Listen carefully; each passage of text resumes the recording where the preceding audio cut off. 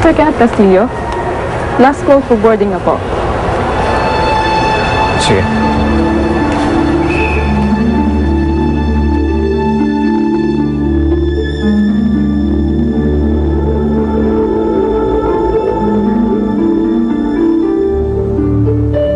Alam mo, hindi naman sa nagrereklamo ako kasi okay naman ang buhay ko. Masaya naman. Wala masyadong problema. Simple lang. Pero pakiramdam ko parang may kulang. Minsan nga tinatanong ko sa sarili ko, ito na ba? Ito na ba talaga ang buhay ko? Ito na ba yun?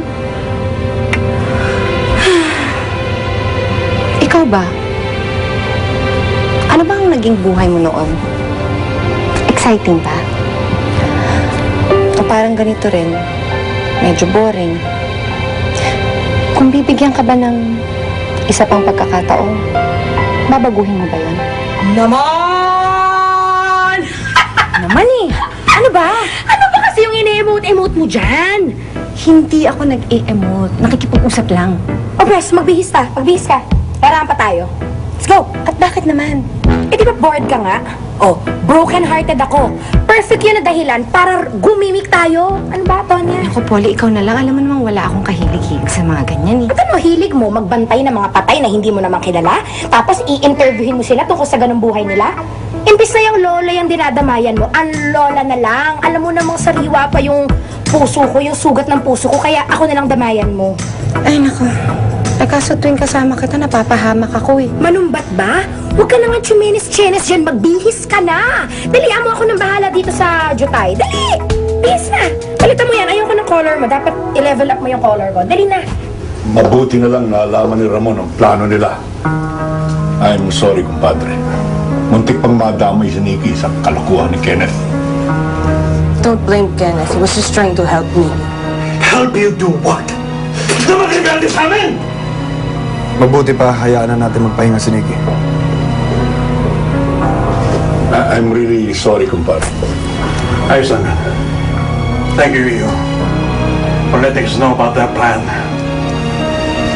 Maaasahan talaga itong panganay ko. Malayong malayo si Kenneth sa kanya. Kahit kailan, problema yung batang yun.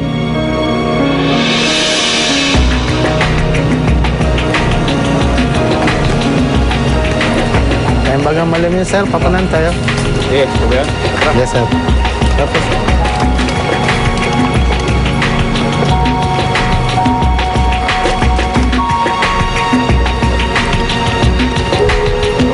yes, sir.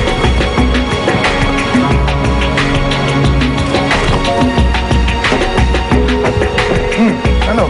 Loso ba kayo? Anong kayo? Ako lang. Anong ibig mong sabihin? Di ako sinipot. Dito ako mag-isa. Bakit tumuloy ka pa? Pero kung gusto mong gawin ko, babalik ako ng bahay ko. Mumukha akong tanga. Eh, anong gagawin mo dyan? Babakasyon. I-enjoy. Maglalasing. Kaya mo na ako. Okay ako rito. Sigurado ka? Eh, teka.